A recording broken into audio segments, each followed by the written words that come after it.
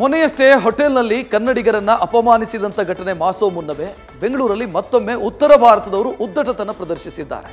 ನಾನು ಕನ್ನಡದಲ್ಲಿ ಮಾತೇ ಆಡಲ್ಲ ಅಂತ SBI ಬ್ಯಾಂಕ್ನ ಮಹಿಳಾ ಮ್ಯಾನೇಜರ್ ದರ್ಪ ಮೆರೆದಿದ್ದಾಳೆ.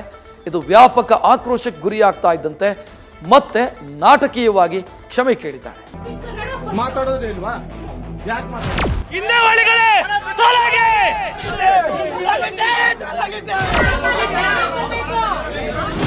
ಅಬ್ಬಬ್ಬ, ಕೇಳಿದ್ರಲ್ಲ, ಕನ್ನಡ ಮಾತಾಡಲ್ಲ ಅಂದ್ರೆ ಮಾತಾಡಲ್ಲ, ಹಿಂದಿ ಇಂಗ್ಲಿಷ್ನಲ್ಲಿ ಮಾತಾಡ್ತೇನೆ ಅಂತ ದರ್ಪ ಧಿಮಾಕು ಬೇರೆ.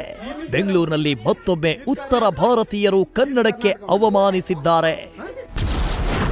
ಕನ್ನಡ ಮಾತಾಡಲ್ಲವೆಂದು ಅವಮಾನಿಸಿದ SBI ಬ್ಯಾಂಕ್ ಮ್ಯಾನೇಜರ್. ಆಕ್ರೋಶ ಹೆಚ್ಚಾದರೂ ಬುದ್ಧಿ ಕಲಿಯದೆ ಬೇಕಾಬಿಟ್ಟಿ ಕ್ಷಮೆಯಾಚನೆ.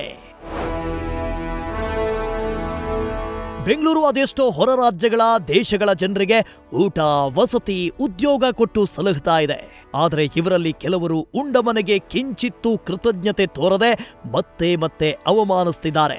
ಈಗ SBI ಬ್ಯಾಂಕ್ನ ಮಹಿಳಾ ಮ್ಯಾನೇಜರ್ ಪ್ರಿಯಾಂಕಾ ಸರದಿ ನಿನ್ನೆ ಹೊಸೂರು ರಸ್ತೆಯ ಚಂದಾಪುರ ಬಳಿಯ ಸೂರ್ಯನಗರ ಶಾಖೆಯಲ್ಲಿ ಕನ್ನಡ ಮಾತಾಡಿ ಎಂದಿದ್ದಕ್ಕೆ ಯಾವತ್ತೂ ಕನ್ನಡ ಮಾತನಾಡಲ್ಲ ಅಂತ ದುರಹಂಕಾರ ಪ್ರದರ್ಶಿಸಿದ್ದಾಳೆ. ಮಾತಾಡೋದೇ ಇಲ್ವಾ? ಯಾಕೆ ಮಾತಾಡೋದಿಲ್ಲ? ಯಾಕೆ ಹಿಂದಿ ಮಾತಾಡ್ಬೇಕು? ಕನ್ನಡ ಮಾತಾಡ್ಬೇಕಲ್ಲ ಮೇಡಮ್?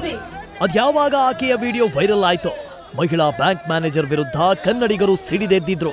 ಸಾಮಾಜಿಕ ಜಾಲತಾಣದಲ್ಲಿ ಆಕ್ರೋಶ ವ್ಯಕ್ತಪಡಿಸಿದ್ದಲ್ಲದೆ ಇಂದು ಕರವೇ ಕಾರ್ಯಕರ್ತರು ಪ್ರಧಾನ ಕಚೇರಿ ಮುಂದೆ ಪ್ರತಿಭಟನೆ ಮಾಡಿ ಕೂಡಲೇ ಮ್ಯಾನೇಜರ್ನನ್ನ ಬೇರೆ ರಾಜ್ಯಕ್ಕೆ ವರ್ಗಾಯಿಸುವುದಕ್ಕೆ ಆಗ್ರಹಿಸಿದ್ರು.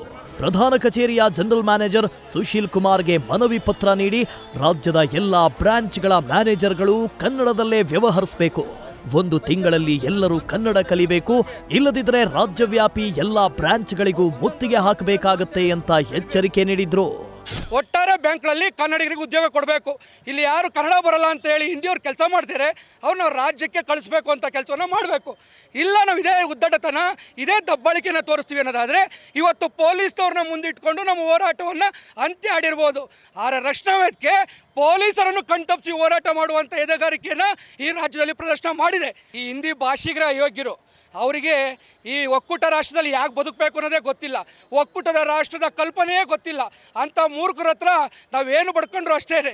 ಎಚ್ಚರಿಕೆ ಇದು, ಮುಂದೆ ನಮ್ಮ ಹೋರಾಟ ಕ್ರಾಂತಿ ಸ್ವರೂಪದಲ್ಲಿರುತ್ತೆ. ರೋಡ್ಗಳಿಗೆ ಅವಶ್ಯಕತೆ ಇಲ್ಲ, ಪೊಲೀಸ್ ಇಲಾಖೆಯವರು ಮೊದಲು ಎಚ್ಚೆತ್ಕೋಬೇಕು. ಹಿಂಗೆ ಮಾತಾಡಿದವ್ರನ್ನ ಒದ್ದು ಒಳಗಾಕಿ FIR ಮಾಡಿ ಸ್ಟೇಷನ್ ಜೈಲ್ಗೆ ಹಾಕಿದ್ರೆ ರಕ್ಷಣಾ ವೇದಿಕೆಯವರು ರೋಡ್ಗಳಿಗೆ ಅವಶ್ಯಕತೆನೇ ಇಲ್ಲ. ಭಾರಿ ಆಕ್ರೋಶದ ಬೆನ್ನಲ್ಲೇ ಬ್ಯಾಂಕ್ ಮ್ಯಾನೇಜರ್ ಎತ್ತಂಗಡಿ. ಇನ್ನು ಮಹಿಳಾ ಮ್ಯಾನೇಜರ್ ಕೆಲಸ ಮಾಡ್ತಾ ಇದ್ದ ಚಂದಾಪುರ ಬ್ರಾಂಚ್ಗೂ ಕರವೇ ಕಾರ್ಯಕರ್ತರು ಮುತ್ತಿಗೆ ಹಾಕಿದ್ರು. ಬ್ಯಾಂಕ್ ಮ್ಯಾನೇಜರ್ ಅನ್ನ ಸ್ಥಳಕ್ಕೆ ಕರೆಸಿ ಕ್ಷಮೆ ಕೇಳುವಂತೆ ಪಟ್ಟು ಹಿಡಿದ್ರು. ಇದೇ ವೇಳೆ ಪೊಲೀಸರ ಹಾಗೂ ಪ್ರತಿಭಟನಾಕಾರರ ಮಧ್ಯೆ ವಾಗ್ವಾದ ನಡೆಯಿತು. ಘಟನೆ ಗಂಭೀರ ಸ್ವರೂಪ ಪಡಿತಾ ಇದ್ದಂತೆ ಮಹಿಳಾ ಮ್ಯಾನೇಜರ್ ಬೇಕಾಬಿಟ್ಟಿಯಾಗಿ ನಗ್ತಾ ಕ್ಷಮೆ ಕೇಳಿ ಕನ್ನಡಿಗರನ್ನ ಮತ್ತೆ ಕೆರಳಿಸಿದ್ದಾರೆ. ಆದರೆ ಘಟನೆ ಮತ್ತಷ್ಟು ಗಂಭೀರವಾದ ಬೆನ್ನಲ್ಲೇ ಎಚ್ಚೆತ್ತ ಬ್ಯಾಂಕ್ ಆಡಳಿತ ಮಂಡಳಿ ಮ್ಯಾನೇಜರ್ ಅನ್ನ ಹೊರ ರಾಜ್ಯಕ್ಕೆ ಎತ್ತಂಗಡಿ ಮಾಡಿದೆ. ಇದು ಕರ್ನಾಟಕ ಮೇಡಮ್, ಚೇರ್ಮನ್ ಮಾತಾಡಂಗಿಲ್ಲ, ಇದು RBI ರೂಲ್ ಇದೆ. ಇನ್ನು ಈ ಘಟನೆಯನ್ನ CM ಸಿದ್ದರಾಮಯ್ಯ ಕೂಡ ಖಂಡಿಸಿದ್ದಾರೆ. ಘಟನೆ ಸಂಬಂಧ ಟ್ವೀಟ್ ಮಾಡಿರುವ CM ಘಟನೆ ನಿಜಕ್ಕೂ ಖಂಡನೀಯ ಅಂದಿದ್ದಾರೆ. ಘಟನೆ ನಿಜಕ್ಕೂ ಖಂಡನೀಯ. ಅಧಿಕಾರಿಯನ್ನ ವರ್ಗಾವಣೆ ಮಾಡುವಲ್ಲಿ SBIನ ತ್ವರಿತ ಕ್ರಮವನ್ನ ನಾವು ಪ್ರಶಂಸಿಸುತ್ತೇವೆ. ಇಂಥ ಘಟನೆಗಳು ಮರುಕಳಿಸಬಾರದು. ಎಲ್ಲಾ ಬ್ಯಾಂಕ್ ಉದ್ಯೋಗಿಗಳು ಗ್ರಾಹಕರನ್ನ ಘನತೆಯಿಂದ ನಡೆಸಿಕೊಳ್ಳಬೇಕು ಮತ್ತು ಸ್ಥಳೀಯ ಭಾಷೆಯಲ್ಲಿ ಮಾತನಾಡಲು ಎಲ್ಲಾ ಪ್ರಯತ್ನಗಳನ್ನ ಮಾಡಬೇಕು. ಭಾರತದಾದ್ಯಂತ ಎಲ್ಲಾ ಬ್ಯಾಂಕ್ ಸಿಬ್ಬಂದಿಗೆ ಸಾಂಸ್ಕೃತಿಕ ಮತ್ತು ಭಾಷಾ ಸಂವೇದನಾ ತರಬೇತಿಯನ್ನ ಕಡ್ಡಾಯಗೊಳಿಸಬೇಕೆಂದು ನಾನು ಕೇಂದ್ರ ಮತ್ತು ಹಣಕಾಸು ಸೇವೆಗಳ ಇಲಾಖೆಯನ್ನ ಒತ್ತಾಯಿಸುತ್ತೇನೆ. ಒಟ್ಟಾರೆ ದರ್ಪ ತೋರಿ ಮಾಡಿದ ತಪ್ಪಿಗೆ ಮಹಿಳಾ ಅಧಿಕಾರಿ ವರ್ಗಾವಣೆಯಾಗಿದ್ದಾರೆ. ಇನ್ನು ಮುಂದೆಯಾದರೂ ಇಂತಹ ಉದ್ದಟತನ ತೋರುವ ಮುಂಚೆ ಆಡಳಿತ ಮಂಡಳಿಗಳು ಕಠಿಣ ಕ್ರಮಕ್ಕೆ ಮುಂದಾಗಬೇಕು. ಉದ್ಯೋಗ ಅರಸಿ ರಾಜ್ಯಕ್ಕೆ ಬರುವ ಅನ್ಯ ರಾಜ್ಯದವರು ಕನ್ನಡ ಕಲಿತು ಕನ್ನಡದಲ್ಲೇ ವ್ಯವಹರಿಸಬೇಕಿದೆ. ಇದು Karnataka. Pragati Shetty, News First, Bengaluru. News First ನಿರ್ಭೀತಿಯಿಂದ ನಿಮ್ಮ ಪರವಾಗಿ.